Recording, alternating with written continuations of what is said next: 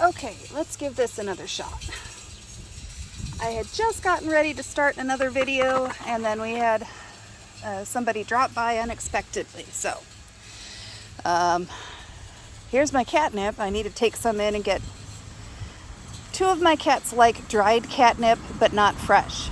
My other cat likes fresh catnip, but not dry catnip. So I'll go get the one cat stoned. But I need to get that in the ground somewhere. So, rocks. Here are a couple of different examples of Polychrome Jasper. I know I had polychrome in the last video that I did.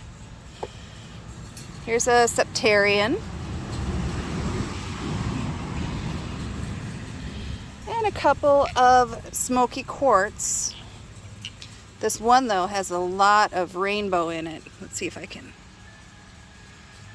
it's not going to show up on the video, but it has a lot of rainbow. There, you can see it. This is an Aqua Aura quartz crystal. And I did take Lori's crystals and gemstones class, and I understand that these aura quartzes are treated on the exterior with heat and gold and whatever substance. And I agree with her about if it's sealed off, it could potentially impact the energy flow. However, I purchased this one on purpose toward the end of my mom's life, specifically to help with her passing. If you have never heard that, you've heard the term death rattle, that's a real thing, and it's horrific, especially when it's somebody that you love. So this stone supposedly helps with people passing. So I did go ahead and purchase this, and when the death rattle started, I did set it on her stomach, and her breathing did ease. So I have no idea what the property or what the reason is for it, but I just wanted to show it to you. I have a couple more little clusters. Here's a double quartz. Here's a very small, very white group of quartz crystals. And here's one that's mixed. It's got these sweet little tiny, just gorgeous little teeny tiny clear quartz crystals. But it also has, there, now you can see it, it has squares of pyrite in there. It has some hematite and what looks like some tourmaline. So that's a nice little cluster. Here is a Smoky Quartz cluster. As far as I'm concerned, you can never have enough Smoky Quartz. And I love the ones that have clusters on the top and on the bottom. Here is, I always say that here's one of my favorite pieces, but they're all my favorite. You can't just have one favorite. This one is Azurite with Malachite. And I like this one just because I am addicted to these two stones together. But if I put it on the ground and you pretend you're flying over it, this very deep, very dark blue color in the middle, it looks like you're looking at a lake from the vantage point of an airplane. And it's just so deep in there. And actually it does have some water in there since I did hose off all the stones that are out here. But just really beautiful. And I have a double terminated amethyst here. Really nice little point, or double pointed. All right, so now I'm going to have to shift position a little bit. Because here we have a geode. Just to give you an example this of size, this is how big this double terminated amethyst is compared to my hand. So if I set it down next to the geode here, you'll see how big this geode is. It's just really tiny. It's not the purple like you think of when you think of true amethyst. I almost think that this one might be, I mean, technically it is classified as an amethyst, but the color of it and the small size of the actual crystals themselves make me think it might be like one of those little spirit amethyst or spirit quartz.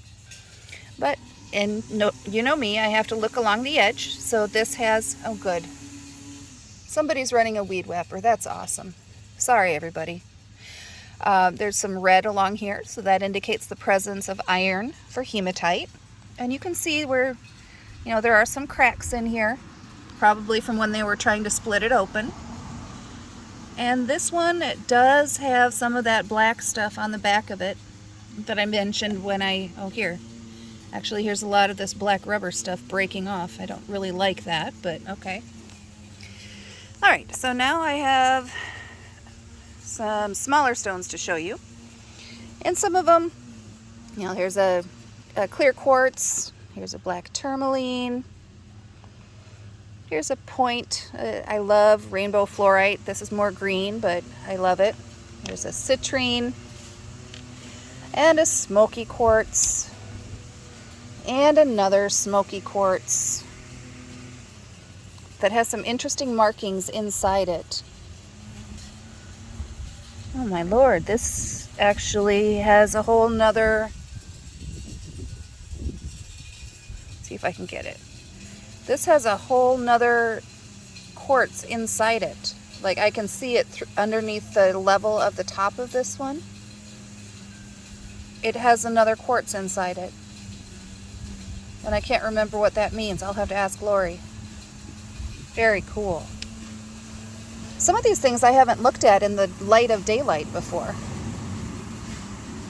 This has got to be an onyx or an obsidian. I'd say onyx, I believe. Here is a piece of kyanite. And here's another piece of kyanite that has quartz and calcite in it as well. And if I flip it over, there. Actually, this dark spot here, it doesn't show very well in this light. I'm sitting in the shade under a tree here. That is actually a piece of garnet embedded in the kyanite and the calcite and everything in there.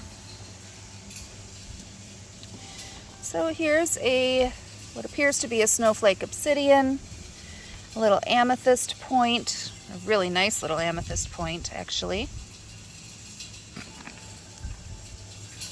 Here's a Labradorite tower.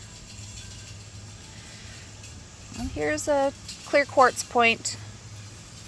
I find that I'm spending a lot more time looking in detail at all of these now that I'm outside in the sunlight. Here is a hagstone, and oh my lord, I love hagstones. Don't remember where I picked it up, but I love it. Labradorite palmstone. Black tourmaline. Here's a fluorite palmstone. Another nice little amethyst point.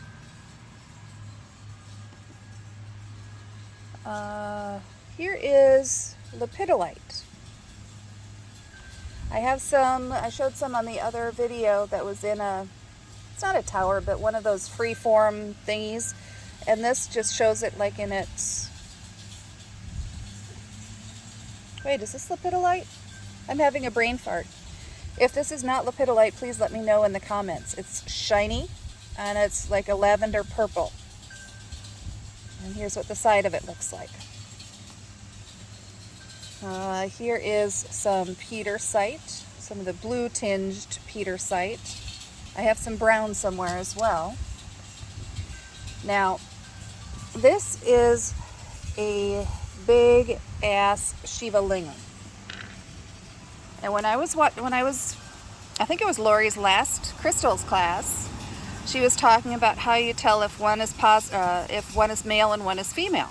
So I asked her, how do you tell? And the reason I asked that is because when you look at Moki balls or shaman stones, these always are used in pairs. And the female, okay, so if you have sensitive ears, plug your ears. The female of the shaman stones is smooth. It's fun to touch, and it's just very, I guess, sensual. The male version of the shaman stones or shaman balls I mean, let's face it, in real life, testicles are wrinkly and bumpy. So that's how you tell if you haven't, which one of the stones is the male and which one is the female. So, so either, you know, think way back to when you last saw some testicles, or the next time you see one or see some, check it out. Moving on. It's probably going to get me kicked off the YouTube. The last two I'm going to show you, both of these stones live next to my side of the bed. This is a celestite, and actually here's a smaller piece of celestite. I have a few little pieces like this, and before the pandemic, when I used to drive for work all the time, I would always take some celestite with me and have it next to my bed in the hotel. But this is a much larger piece of celestite, and I'm not quite sure how to show you the other side of it. I mean, it's just rough on the back side.